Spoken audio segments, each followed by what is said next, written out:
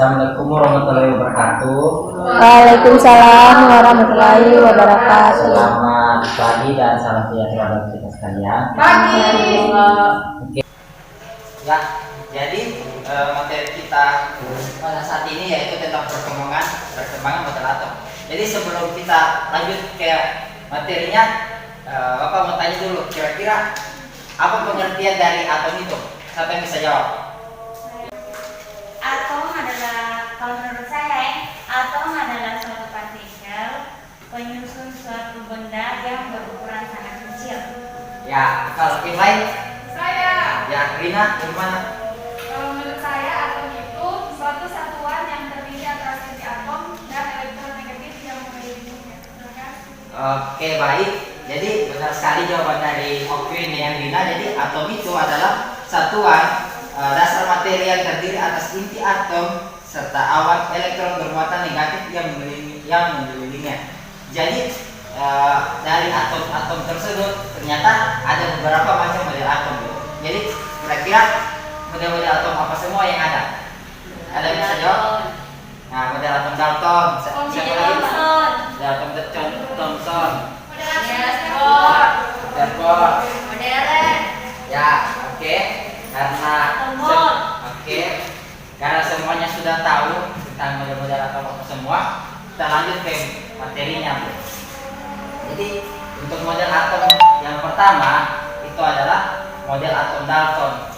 Jadi John Dalton pada tahun 1776 sampai 1844 adalah ilmuwan pertama yang mengembangkan model atom pada tahun 1803 hingga 1808. Hipotesis, jadi teori atom Dalton ini didasarkan pada tanggapan yang pertama, semua benda terbuat dari atom. Yang kedua, atom-atom tidak dapat dibagi maupun dipecah menjadi bagian lain. Yang ketiga, atom-atom tidak dapat dicipta maupun dihancurkan. Yang keempat adalah atom-atom dari unsur tertentu adalah identik satu terhadap lainnya dalam ukuran, massa, sifat-sifat yang lain. Namun mereka berbeda dari atom-atom dari unsur-unsur yang lain. Yang terakhir yaitu perubahan kimia merupakan penyatuan atau pemisahan atom-atom yang tak dapat dibagi, sehingga atom tidak dapat dicipta ataupun dimusnahkan. Jadi hipotesis Dalton ini digambarkan dengan model atom sebagai bola kejar seperti tolak peluru. Nah, jadi ini adalah salah satu gambarnya. Baru lanjut yang kedua itu ada model atom Thomson. Nah, jadi model atom Thomson dia menggambarkan seperti roti kismis gitu, seperti bola roti dengan taburan kismis. Jadi bola itu bersifat padat dan bermuatan positif. Di permukaannya tersebar elektron yang bermuatan negatif. Thomson membuktikan adanya partikel lain yang bermuatan negatif dalam atom. Jadi lanjut untuk model atom yang ketiga yaitu model atom Rutherford. Nah, jadi untuk model atom Rutherford ini seperti model atom seperti tata surya gitu, karena atom adalah bola berongga yang tersusun dari inti atom dan elektron yang mengelilinginya. Jadi untuk model atom ini dia persis seperti bagaimana planet mengelilingi matahari. Berdasarkan teori fisika, gerakan elektron mengitari inti ini disertai pemancaran energi. Ini menyebabkan lama kelamaan energi elektron akan berkurang dan lintasannya makin lama akan mendekati inti dan jatuh ke dalam inti. Dan untuk model atom yang berikutnya yaitu ada model atom Bohr.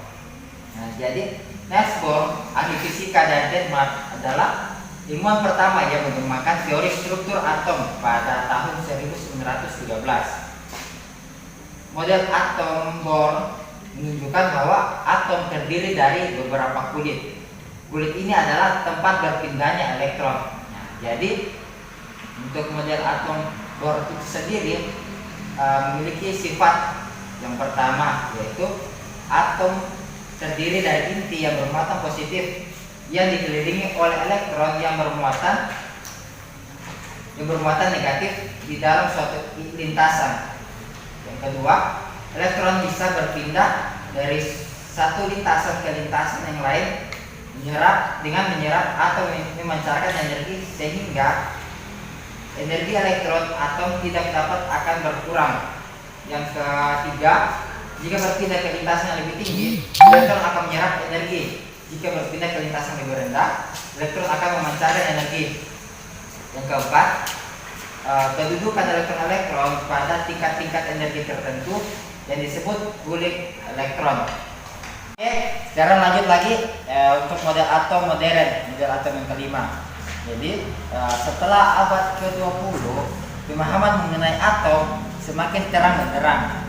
Nah, model atom modern yang kita yakini sekarang telah disempurnakan oleh Erwin Schrödinger pada tahun 1926. Jadi Schrödinger ini menjelaskan partikel tak hanya gelombang, melainkan gelombang probabilitas. Kulit-kulit elektron bukan kedudukan yang pasti dari suatu elektron, namun hanya suatu probabilitas atau kebolehjadian saja. Jadi ini sudah kelima model-model atom gitu. Jadi jika ada adik-adik yang ingin bertanya, dipersilakan. Saya Pak. Di sini kan ada 5 model atom kan. Tapi sebelum munculnya di itu pasti satu-satu muncul model atom. Nah di sini saya mau tanyakan, apa yang menyebabkan sehingga model-model atom ini bermunculan satu-satu? Maksudnya kayak disempurnakan begitu, kenapa bukan cuma satu saja? Oke, baik. Terima kasih atas pertanyaan yang begitu bagus. Jadi dari yang Bapak sudah jelaskan tadi, kira-kira siapa yang bisa menjawab pertanyaan dari Ainun? Saya Pak. Ya, Ainun, Ainun bisa? Saya Pak, kalau saya cuma bisa jelaskan satu saja Pak, yang saya ketahui itu model atom Thomson. Kan dari pendapatnya dia menjelaskan kalau atom itu bagian terkecil dan tidak dapat dibagi-bagi lagi, tapi dia tidak menjelaskan bagaimana semua itu terjadi, prosedur kerjanya, misalnya kenapa itu bisa terjadi, senyawanya larutannya itu berapa dulu ya, di atom itu ada bagian kecil yang sudah dijelaskan. Tapi makanya yang saya ketahui makanya sampai muncul model atom yang kedua. Jadi dari akhir yang kedua ini dia menyempurnakan model atomnya Thomson, sehingga dia menjelaskan mengenai adanya elektron. Tapi itu kelemahannya di model atom Thomson, sehingga disempurnakan lagi oleh pendapat ahli yang kedua. Itu yang saya tahu. Oke, baik. Ada lagi yang ingin menjawab? Siapa lagi yang bisa menjawab pertanyaan dari Ainun? Saya Pak. Ya, jadi bagaimana? Ya, jadi kalau menurut saya tadi kan Kak Indonesia menjawab tentang model atom Thomson. Kalau saya Dalton.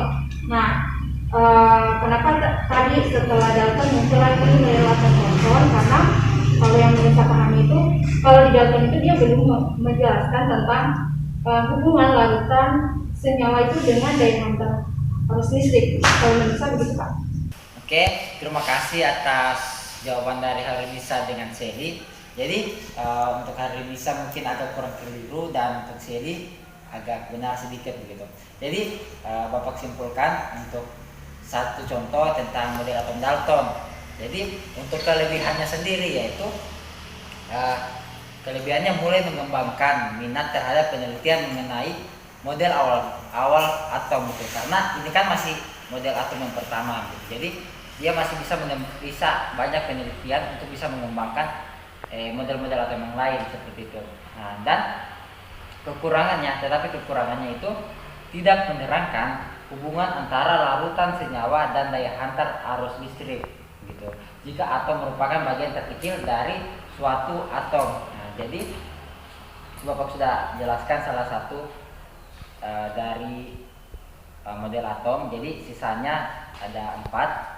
Kalian kerjakan di rumah. Nanti minggu depan dikumpulkan. Ya Pak. Ya Pak. Baik Pak. Ya Pak.